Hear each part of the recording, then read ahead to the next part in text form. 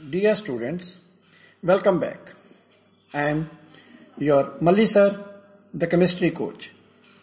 Today we are going to learn a topic called radical or ions.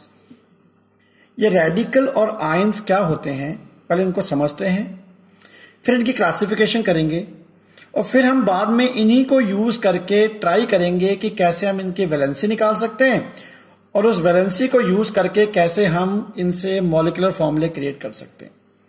तो let us see what are radicals. तो इनको समझने के लिए मैं एक एग्जांपल लेता हूं। मैंने एक एग्जांपल ले लिया सोडियम का। आप देखते हैं ये सोडियम का एक एटम है, इट्स अ सोडियम एटम। अगर मैं एक और एग्जांपल लेता हूं क्लोरीन का, आप देखते हैं यहां पर एक क्लोरीन का एक एटम है।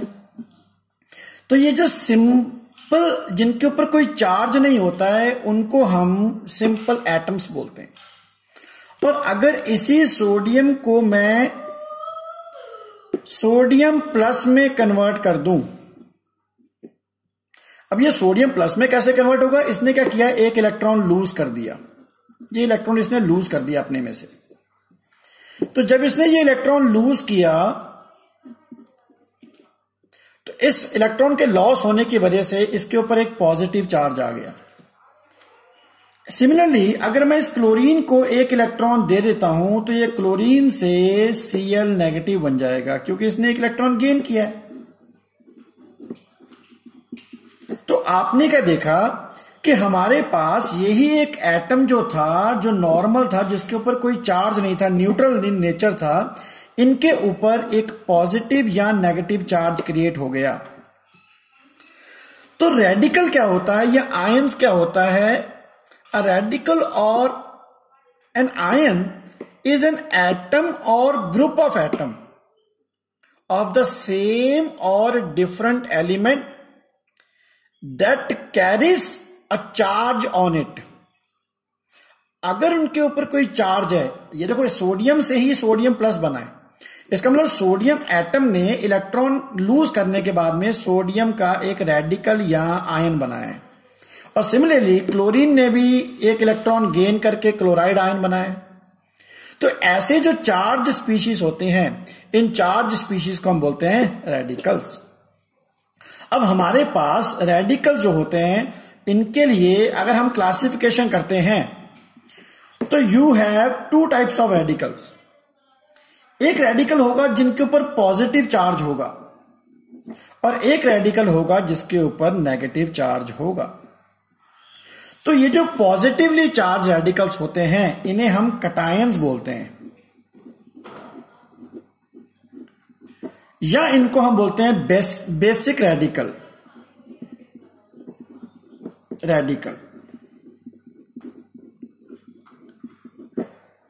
और सिमिलरली जिनके ऊपर नेगेटिव चार्ज होता है उनको बोलते हैं हम अनायन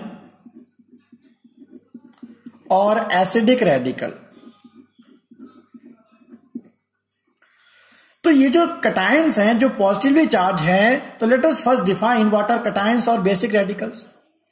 तो cations are those radicals which carries positive charge on them, जिनके ऊपर भी पॉजिटिव चार्ज होगा। फॉर एग्जाम्पल मैंने क्या किया, सोडियम से Na प्लस बना दिया, तो ये सोडियम का आयन बन गया या सोडियम कटायन बन गया। अगर मैं इसी के हिसाब से पोटेशियम के ऊपर एक चार्ज लगा रहा हूं तो पोटेशियम का भी आयन बन जाएगा, ये पोटेशियम का कटायन बन गया। ऐसे अगर मैं किसी कंपाउंड मॉलिक्यूल को ले लेता हूं, मान लो मैं अमोनियम ले लेता हूं, NH4 के ऊपर भी प्लस आ गया, तो ये भी एक कटायन ही है। तो you can see that cations जो होते हैं वो पॉजिटिवली चार्ज रेडिकल्स होते हैं। और कटायन जो है, इनकी भी दो कैटेगरीज होती हैं। वो कैटेगरीज क्या है, इनको हम ध्यान से समझते हैं। एक होगा वो जिसके अंदर सिर्फ सिंपल कटायन होगा, सिंपल कटायन।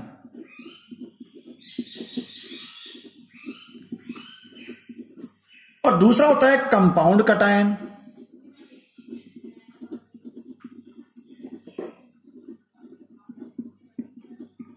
तो ये सिंपल कटायन क्या है? ये सिंपल कटायन होता है ऐसा कटायन जो एक ही एटम से बना होगा, एक ही एटम से, sodium plus, K plus, Ca+2 ऐसे।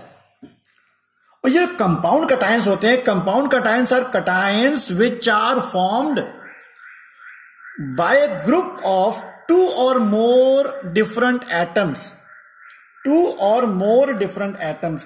अगर मैं देखता हूं अमोनियम, अगर अब मैं अमोनियम की बात करता हूं तो अमोनियम के अंदर क्या है, NH4+ है। ये जो NH4+ है, आप देखिए यहां पर सिर्फ सोडियम है, अकेला एक एटम है, लेकिन यहां पर क्या है, अमोनियम में अंदर नाइट्रोजन भी और हाइड्रोजन भी है, तो 2 डिफरेंट टाइप के एटम्स हैं। तो ये जो होगा इसको हम बोलेंगे कंपाउंड रेडिकल। तो कंपाउंड कटायन, एक और लेता हूं मैं, हाइड्रोनियम लेता हूं, हाइड्रोनियम। हाइड्रोनियम क्या होगा देखते हैं। हाइड्रोनियम में क्या होगा, जैसे हमने वाटर के ऊपर एक पॉजिटिव चार्ज लगा दिया, तो दिस इज हाइड्रोनियम कटायन। तो ऐसे जो पॉजिटिवली चार्ज कटायन है जिनके पास ग्रुप ऑफ एटम्स होते हैं, तो they are called compound cations. Now अब हम देखते हैं अनायंस। अनायंस अभी हमने बात की थी थोड़ी देर पहले कि अनायंस क्या होते हैं। अनायन होते हैं negatively charge ions, a radical which carries negative charge, और इनको हम एसिडिक रेडिकल भी बोलते हैं। ये एसिडिक क्यों बोलते हैं, इसके पीछे क्या कहानी है, वो ये कि जब इनकी फॉर्मेशन होती है ना, तो ये पार्ट एसिड कंट्रीब्यूट करता है। तो जब एसिड कंट्रीब्यूट करेगा तो ऐसे रेडिकल का नाम हम बोल देंगे एसिडिक रेडिकल। तो अब इसको हम अगर ध्यान से देखें तो एसिडिक रेडिकल क्या है, जैसे Cl-, SO4-2, और भी देख लो बहुत सारे हमारे पास हैं, जैसे कार्बोनेट है CO3-2-, जैसे ब्रोमाइड है Br-। तो ऐसे रेडिकल जिनके ऊपर नेगेटिव चार्ज होता है, दे आर कॉल्ड अनायंस और एसिडिक रेडिकल्स। अब क्योंकि इनके पास नेगेटिव चार्ज है तो हम इनका एक और नाम लेते हैं, बहुत रेयरली होता है लेकिन हम बोल सकते हैं इलेक्ट्रोनेगेटिव। इलेक्ट्रोनेगेटिव का मतलब वो आयन जिन्होंने नेगेटिव चार्ज ले रखा है, जिन्होंने इलेक्ट्रॉन गेन किया था, इलेक्ट्रॉन गेन करने के बाद उनके ऊपर नेगेटिव चार्ज आ गया। ऐसे ही अगर हम कटायन की बात करेंगे, हम बोल देंगे इलेक्ट्रोपॉजिटिव। इलेक्ट्रोपॉजिटिव, इलेक्ट्रोपॉजिटिव का मतलब क्या है, इन्होंने अपना इलेक्ट्रॉन लूज किया था। तो हमने देखा कि जो रेडिकल्स हैं वो 2 हैं, पर अनायंस भी हमारे पास 2 टाइप के हैं। एक है सिंपल अनायन और दूसरा है कंपाउंड अनायन।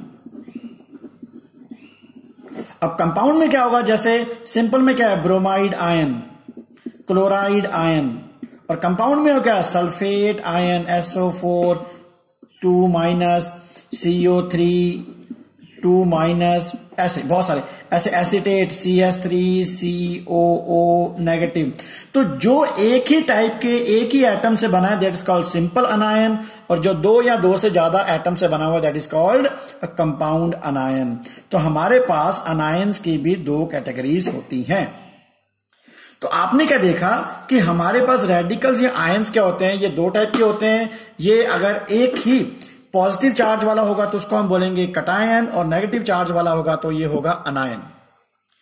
तो आज के लिए इतना ही। आप नेक्स्ट टॉपिक जब हम करेंगे उसके अंदर पढ़ेंगे कि इन आयन से हम कैसे वैलेंसी निकालते हैं और वैलेंसी से कैसे हमारे फॉर्मूलेस बनते हैं। Thank you children. B1 B best.